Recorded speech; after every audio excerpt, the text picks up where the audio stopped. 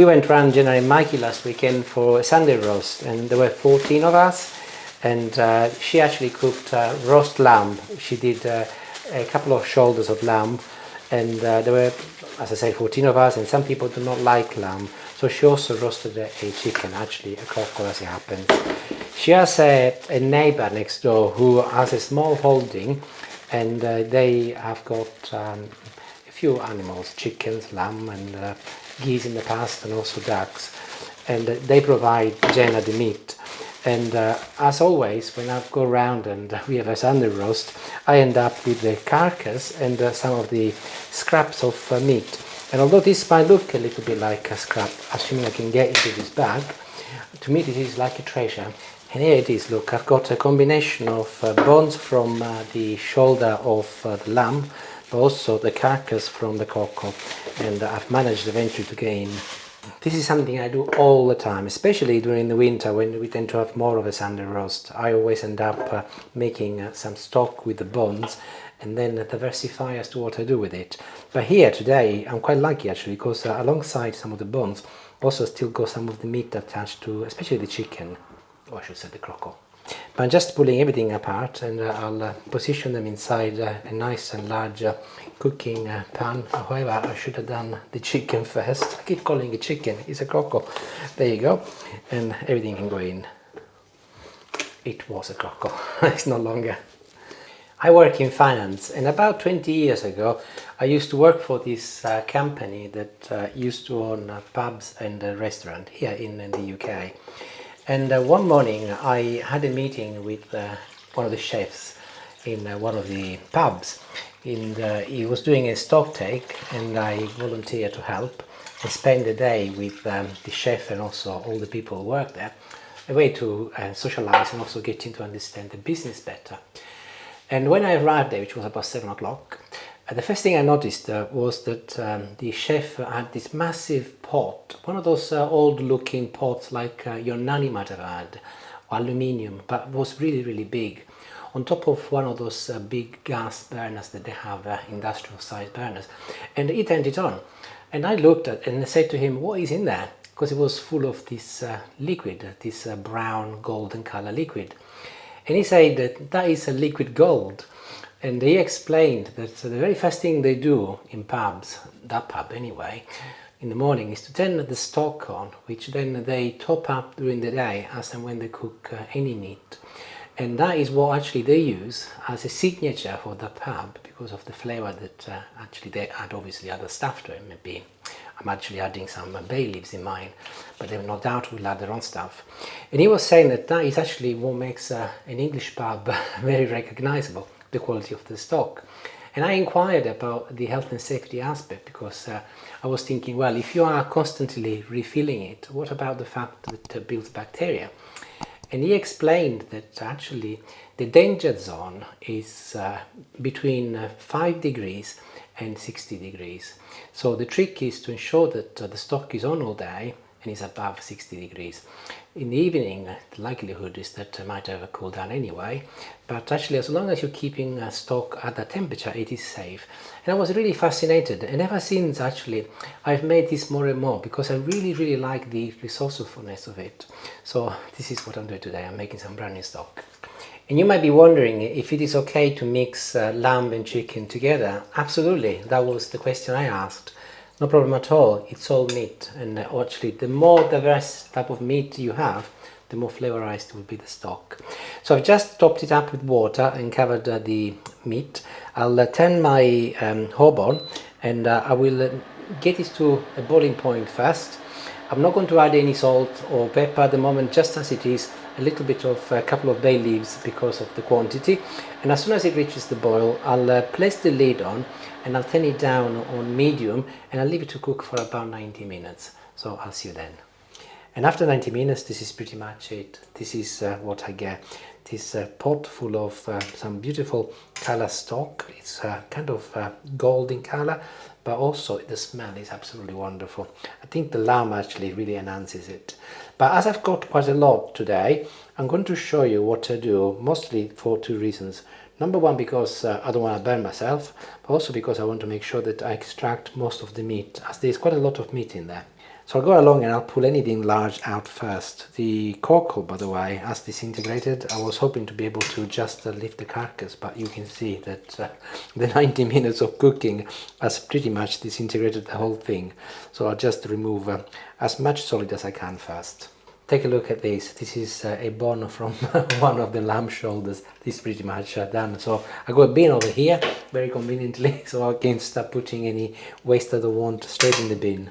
Our local authority provides us a food waste bin precisely for things like this, and then once a week we take it out and they compost it. I don't know what they really do, maybe they incinerate it, but it doesn't go to landfill, which is really good.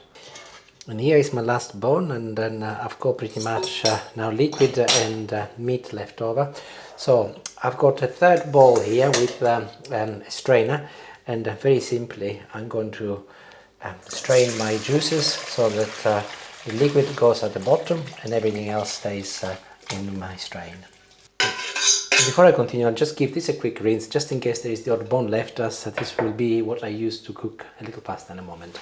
So this is mostly meat which has actually come off the bones whilst cooking, so I'll remove it from the stock and place it over here so it cools down quicker. And the first job is to now remove any meat from the large bones, and bin over there and I'll just start. So look, here there is a piece of chicken, so coco off he goes in there, and literally quite religiously I'll go through the meat, and anything that looks vaguely like meat I'll put it aside, and anything that, oops, that's a bone over there, anything that is for the bin goes on the floor. Now this is from the lamb, and I'm not sure what it is, if it's meat or skin. Let's have a look. Yeah, it's a combination, so can you see this is not good, so I'll remove it, but this looks okay. This looks like meat, so let's have a look to see what it's like. Yep, it is meat, so I'm going to chop it and add it to the rest. And here are the wings, the magic wings. There's actually quite a lot of meat in them.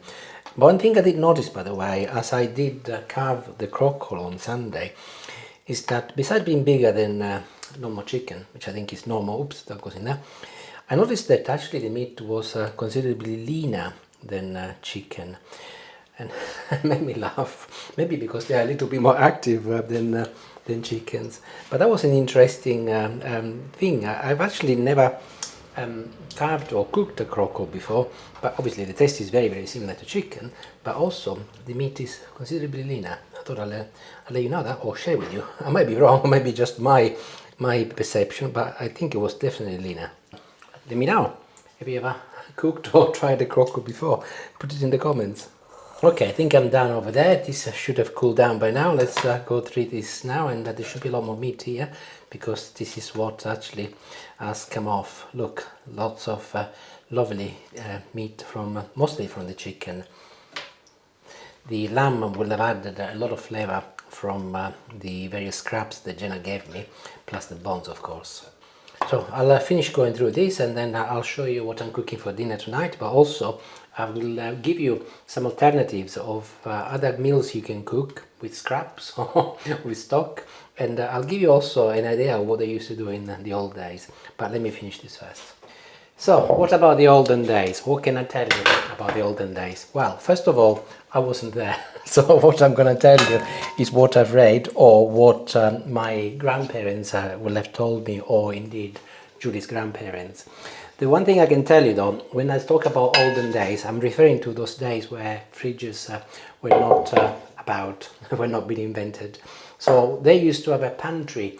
Every house would have a pantry in often a room, a dark room facing north, and it would have been very thick walls, make sure that it kept the room nice and fresh, and it was well ventilated, and also protected from flies. Unlike me today, there is a fly which is driving me mad. So that was where food was stored, and there would have been a very big slate which would have also kept food cold. But raw meat would have been hung, often salted to preserve it for long, whereas anything that was cooked, like cooked meat, like what I'm doing today for example, would have been consumed within 2 or 3 days. Of course, the stock would have been always kept really, really hot.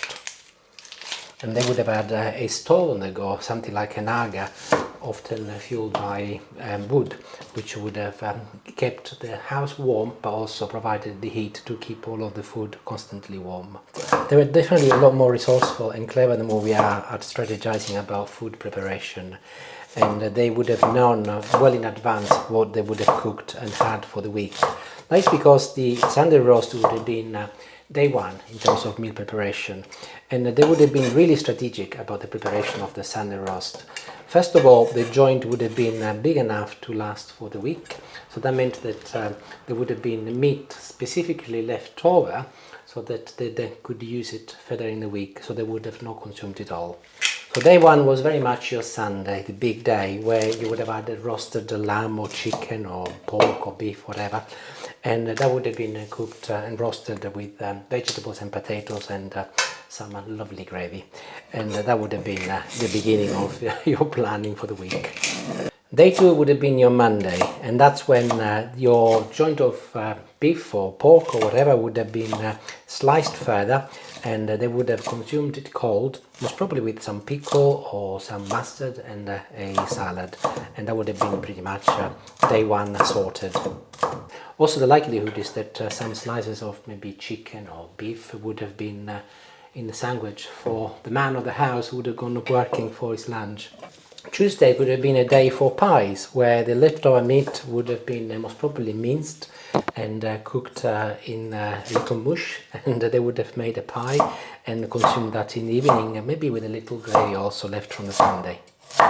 And I think that's why in the UK pastries are really, really popular, because I suspect that's where they actually originate from, the need to use up all of your leftover. In Italy, ironically, the meat would have been chopped and combined with bechamel sauce and vegetable to make a baked pasta. They didn't have such fancy things as lasagna back then, but there would have been a principle of a baked pasta using the leftover meat. Wednesday is likely to have been soup day, where the carcass was boiled like I've done today, and the broth would have been cooked with some lentils or barley and made some vegetable soup, such as also combination with potatoes, whatever they had in the fridge.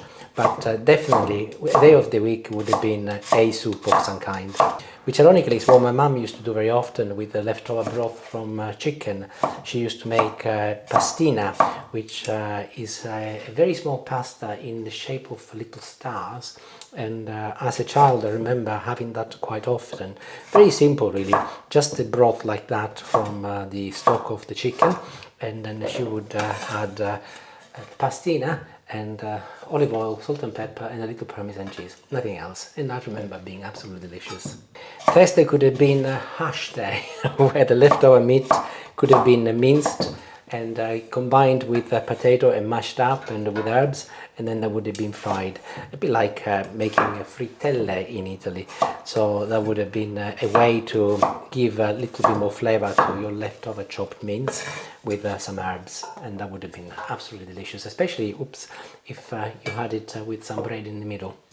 And maybe a Friday was a day for a stew, where they would have added some chickpeas to your meat and cooked it long and slow, and make something like not different to a broth, but slightly different philosophy.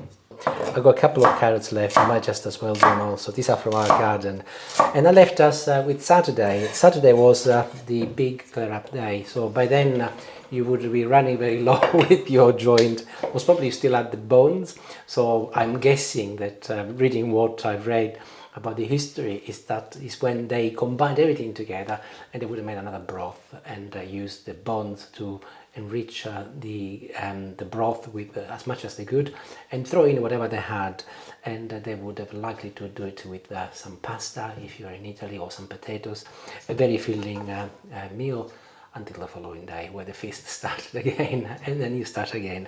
Obviously every family would have had a different type of recipe and a different way of doing them, but that goes to show how resourceful they used to be in the old days. And now we have it so easy, we don't even think twice about throwing away something after we finish cooking, just because it's left over. So while I've been mumbling on, I've been making a little base for my dinner for tonight. I did say earlier I'm making some pasta. So I've got here a chopped onion, chopped carrots, chopped celery, and also chopped some potatoes. Potatoes are very finely chopped. So I'm gonna get my hoe back, and I'll show you what I do to make this beautiful dinner. And I am back. So temperature is medium high, and this has been sizzling now for a good couple of minutes. So I'm just giving everything a good mix together to ensure that especially the potatoes are all covered with a little oil. And I will leave them alone to gently sizzle and cook away for a good 10 minutes, enough for all of the vegetables to soften up, but also the potatoes to partly cook. And in the meantime, I'll show you what I do with some of my stock. A couple of ice cubes, and this has cooled down considerably by now. So I'll just fill them up, very simply, just like this. And you will have noticed that still I've not added any salt or pepper. This is because I know where I am. And what I mean by that, this is a base and can be used for so many things. So my default position is no salt, no pepper. And then when I start using them, I can add it depending on what I cook. That is because in certain recipes, the salt and the pepper are already in other ingredients, so I don't want to exaggerate. So if I freeze them as they are an immediate boost to some recipes, and they're very, very quick. So that is the very, very first thing I always do. Top up my ice cubes with some stock, and then they're ready and immediate. Considerably healthier than using your own the stock cubes that you have from supermarkets. Although, with all due respect, I use them all the time and they're perfect also. So I'll wait until it's totally cooled down, and they can go in the freezer. So that is one use of my stock. So what is the difference between this and what I've just done with the ice cubes? It's more the intended purpose. So at the moment I am actually filling in a bag, and I'm being quite generous.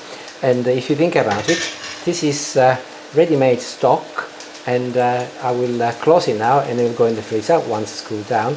And if I want to make, say, for example, a roast on Sunday, and I want to use some stock rather than water, I can get this out, leave it to defrost, and I add it to my joint of pork or beef. Maybe not beef, but if I was to do lamb, chicken or pork, I would definitely use this.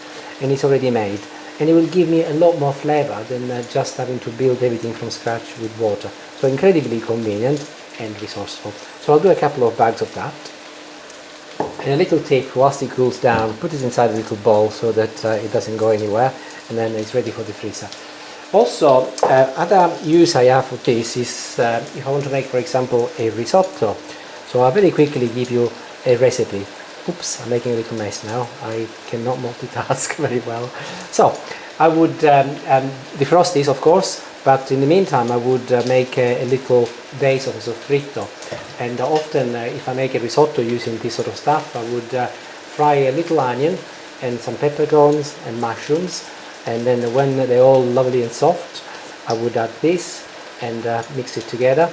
And then I would have more than this, because then I would continue adding it with the rice, and you will end up with a beautiful creamy risotto with already made stock. But of course you use it entirely up to you in terms of the base, but that is what I tend to do if I make a risotto. I'm leaving this for topping up my vegetables, and they've been simmering away now, so I'll turn the camera so you can see. And I've got a beautiful base, so I'll start adding a couple of ladles of my stock so that I can deglaze it. Can you see all of that brown stuff attached to the bottom? That is not actually burned. It's a beautiful crust that you get when you're cooking vegetables like this. And I love that you can go in with your spatula and just remove it, and all of the flavour will be released with the vegetables. So now that I've deglazed my base, I can add all of my chopped meat, and I'll turn the temperature up, and I'll wait another couple of minutes before I add any more of my stock. That is perfect, so all of the rest of the stock can go in now. These are mushrooms which have been in my fridge for nearly a week, and they need to be consumed. I didn't actually plan initially to use them up today in this recipe, but we got another bag, and I want to make sure that they do not go to waste. So I've decided to chop them up and add them in. And I thought actually I'll tell you that because it kind of evidences the diversifications that you can apply in the kitchen. So actually I think as it happens they will add a considerable beautiful flavor. If you think about mushrooms, they are often in soups and in things like that. So I don't see this why it should be a problem. So I'm chopping them in about half a centimeter, and my stock is beginning to boil already, so I can add them in and mix everything together. If you look, it's beginning to boil, so I'll place the lid back on, turn it down on medium once again, and I will leave it now to cook for about 15 minutes, enough for the potatoes to completely cook, also for the mushroom to finish cooking, and then we can add the pasta. And now that I know what I'm cooking, I can add the salt. So this is so much simpler, give you so much more flexibility. And I'm ready to put the pasta in, and I'm gonna add 1 teaspoon, 2 of this is the equivalent of 1 teaspoon of salt, and that will be good enough for the sauce if I was to make a sauce, but also for the water, which is what you would salt if you're making pasta. Now I'm gonna use conchiglie, which is the Italian for shells. Be careful with the pasta because I got potatoes in there, and obviously there is already a good degree of carbohydrates which have absorbed some water, but also the pasta will be absorbing an awful lot of the stock. So in my case, this is something I'm cooking and we will have tonight for dinner, but also I will have it tomorrow for lunch as a soup, and most probably the day after. I tend to be the one who loves soups more. Julie will eat it tonight, but she will not eat it for lunch. She only prefers to eat it once, whereas actually this will service me for more than one day.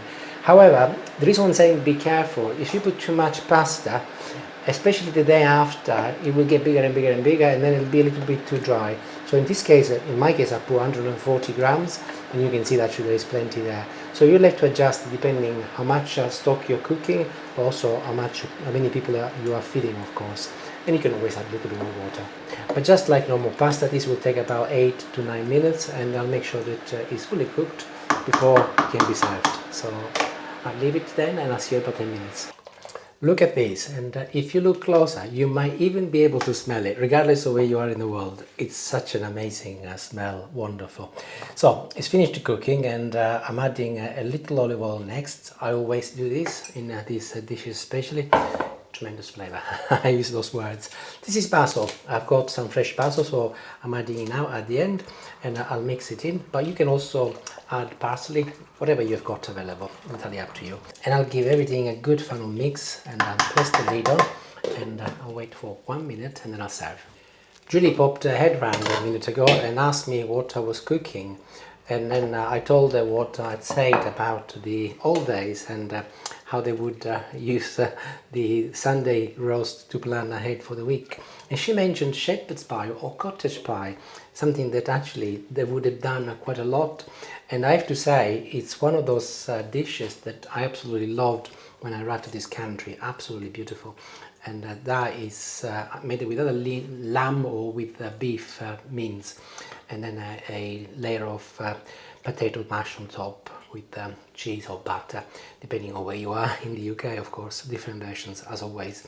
But let me know, I know it's not an Italian dish, but let me know if you'd like me to make a shepherd pie, or I think it's called also a cottage pie, and I'll be delighted to make it, and then you'll see what I mean. So this is done, and look, it's all there.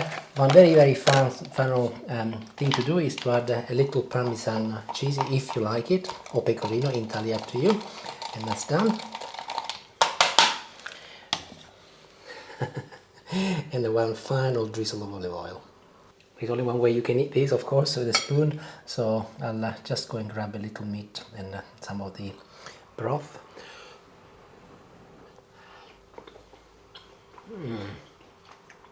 It's amazing.